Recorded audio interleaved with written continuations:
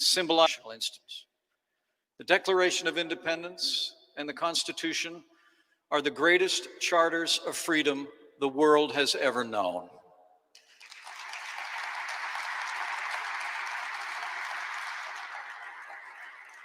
The character of our people and the principles enshrined there are the reason for our nation's unparalleled success. And they remain the greatest bulwark against tyranny in history. And the reason is simple. Our founders knew history. Sadly, we live in a time when too many are forgetting history today. Thomas Jefferson warned that, quote, if a nation expects to be ignorant and free in a state of civilization, it expects what never was. But sadly, we live in a time when some seek to erase our history and deny our nation's relentless march toward a more perfect union. As President Trump has observed, in too many of our schools and universities, millions of young people are educated by those who seek to wipe out our history, defame our heroes, erase our values, and indoctrinate our children. But we gather here today, soon to hear from the President of the United States, as Americans who are committed to affirming the greatness of this nation and the ideals of our founders.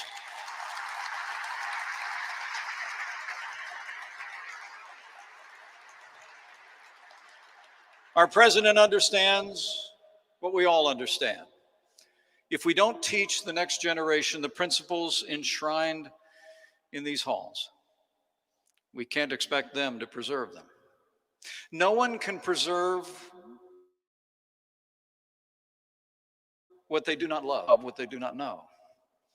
That's why on this Constitution Day, our president will reaffirm our commitment to the principles and liberties that this administration has championed from day one, and take measurable steps to ensure that future generations will continue to understand the historical and philosophical roots of our nation.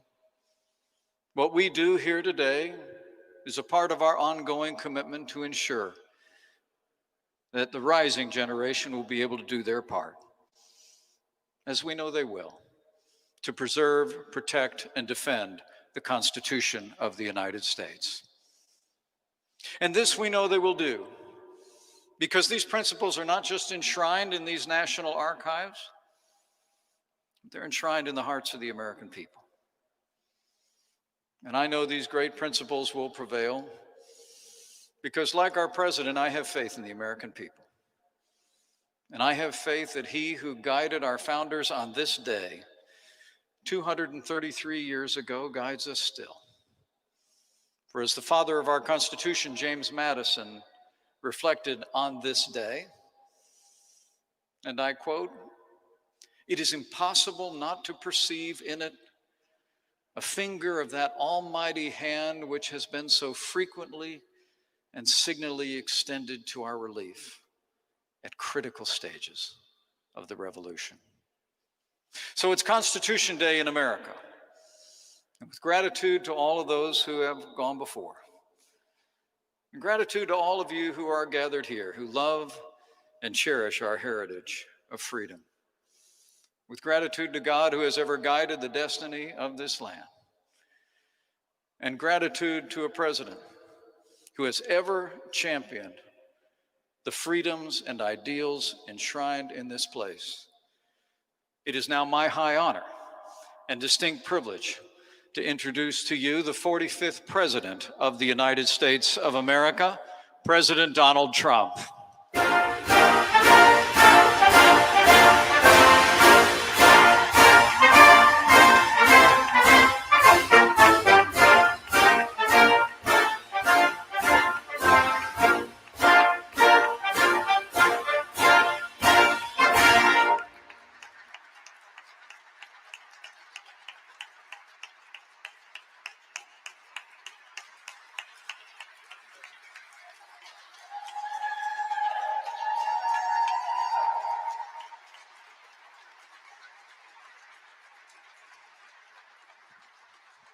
Thank you very much.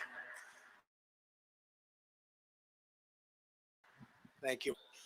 I'm truly honored to be here at the very first White House conference on American history. So important. Our mission is to defend the legacy of America's founding, the virtue of America's heroes, and the nobility of the American character. We must clear away the twisted web of lies in our schools and classrooms and teach our children the magnificent truth about our country. We want our sons and daughters to know that they are the citizens of the most exceptional nation in the history of the world.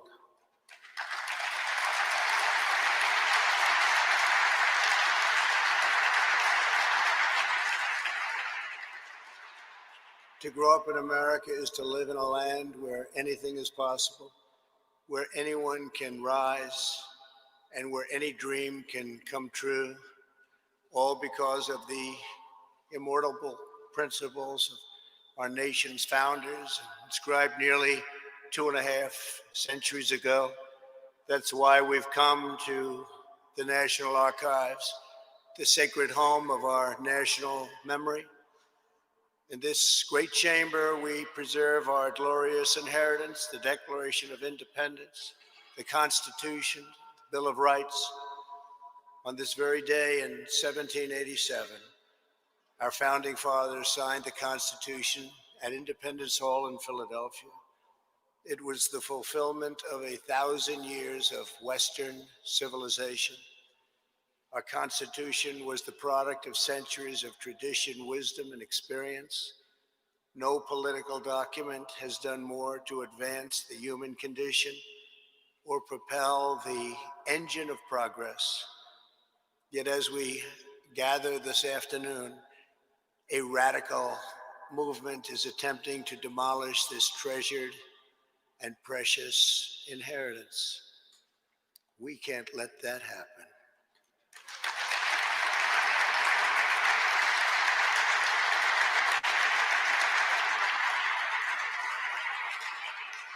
Left-wing mobs have torn down statues of our founders, desecrated our memorials, and carried out a campaign of violence and anarchy.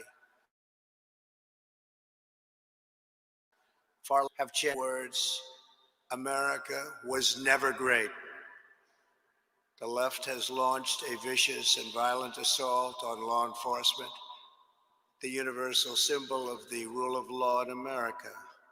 These radicals have been aided and abetted by liberal politicians, establishment media, and even large corporations. Whether it is the mob on the street or the cancel culture in the boardroom, the goal is the same: to silence dissent, to scare you out of speaking the truth, and to bully Americans into abandoning their values, their heritage, and their very way of life. We are here today to declare that we will never submit to tyranny. We will reclaim our history and our country for citizens of every race, color, religion, and creed. The radicals burning American flags want to burn down the principles enshrined in our founding documents, including the bedrock principle of equal justice. In order to radically transform America, they must first cause Americans to lose confidence in who we are, where we came from, and what we believe.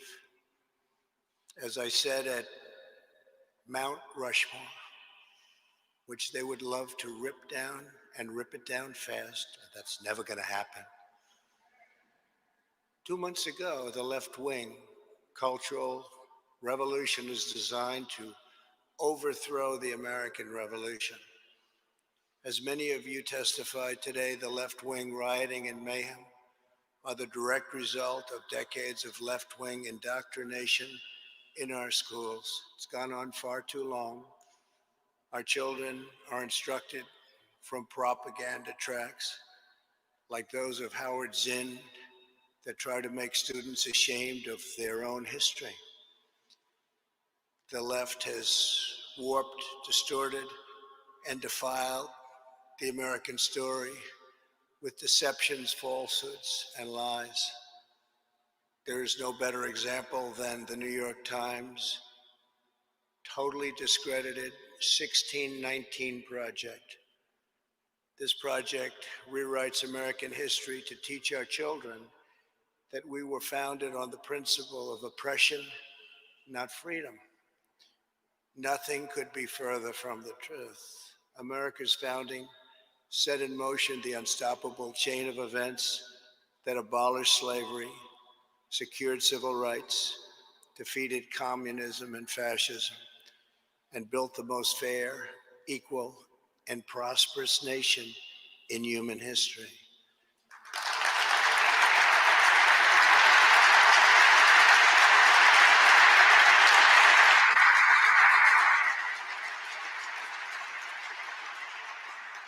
The narratives about America being pushed by the far left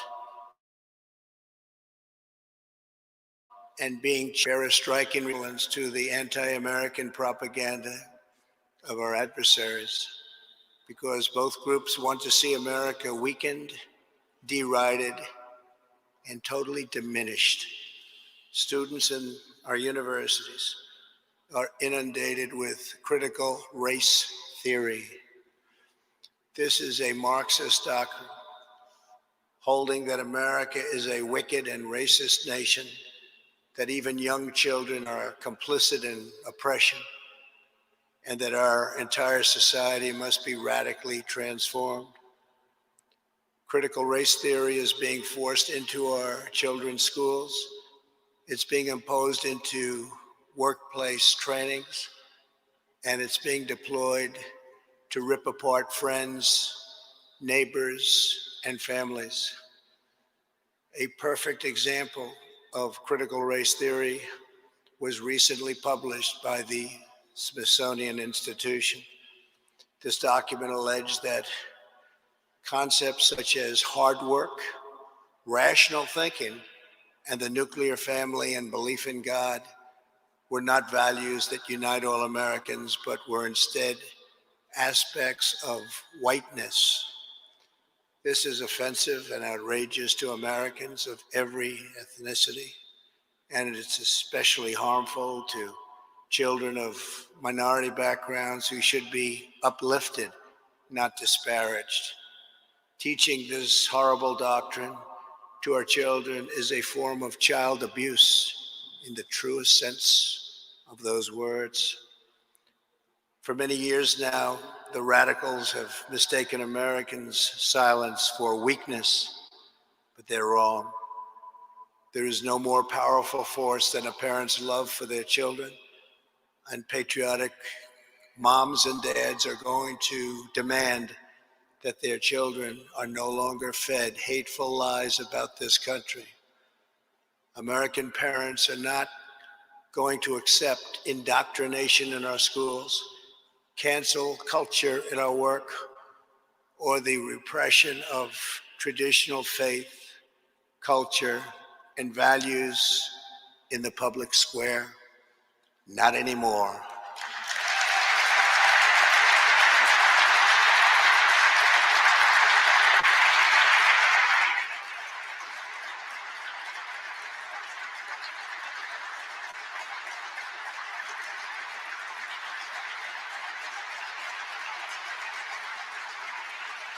Thank you.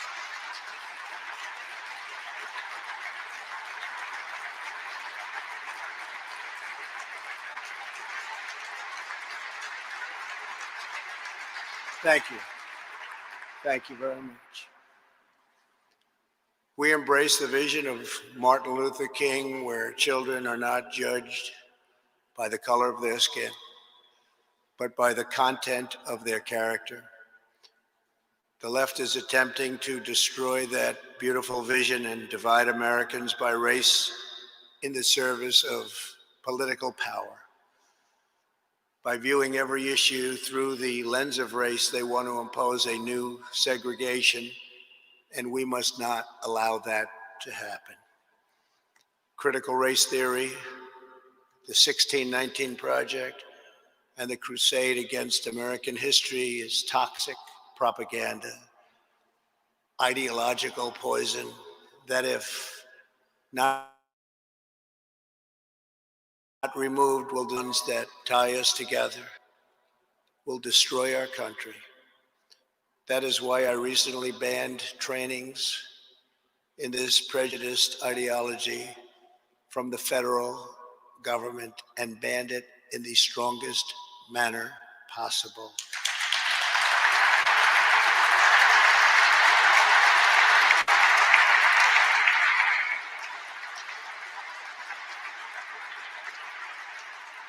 The only path to national unity is through our shared identity as Americans. That is why it is so urgent that we finally restore patriotic education to our schools. Under our leadership, the National Endowment for the Humanities has awarded a grant to support the development of a pro-American curriculum that celebrates the truth about our nation's great history.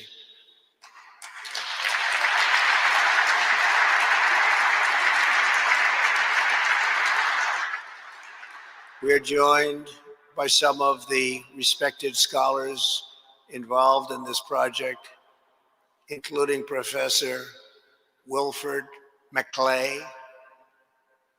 Wilford, please. Thank you very much, Wilford. Thank you. Dr. Peter Wood of the National Association of Scholars. Dr. Peter.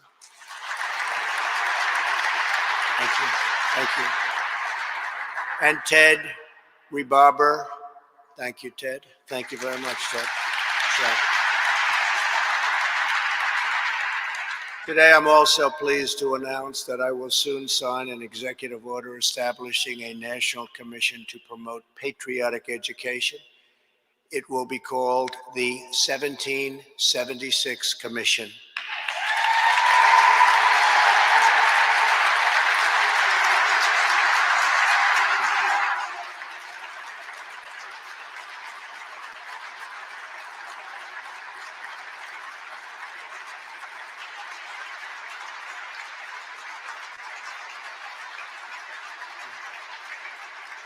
Thank you.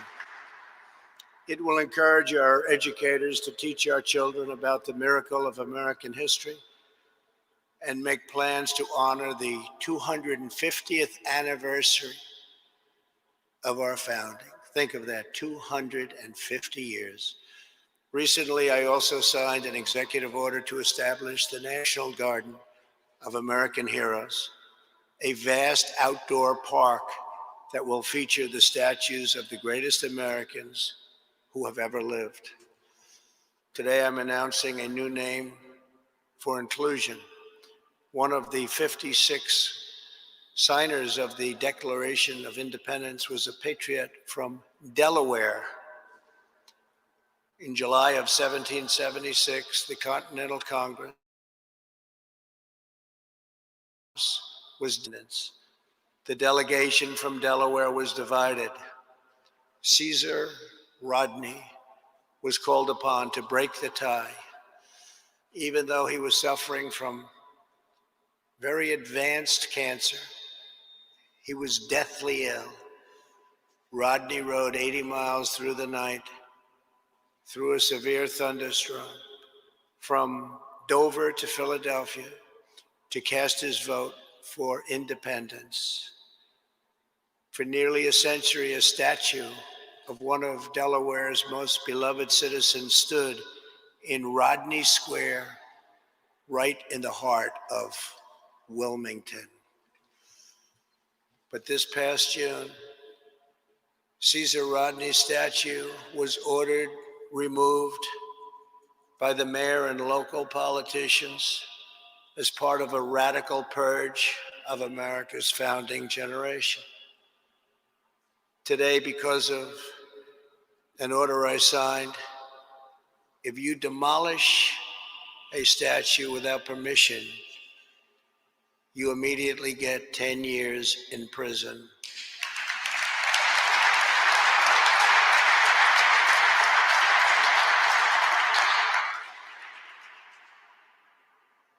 And there have been no statues demolished for the last 4 months, incredibly, since the time I signed that act. Joe Biden said nothing as to his home state's history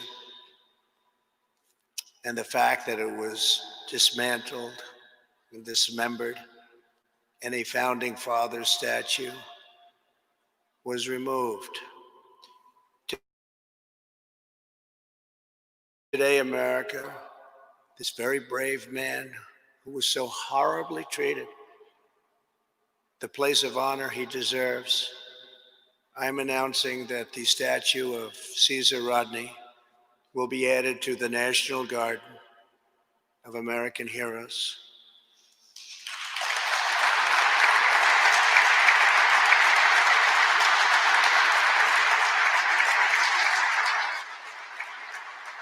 From Washington to Lincoln, from Jefferson to King, America has been home to some of the most incredible people who have ever lived.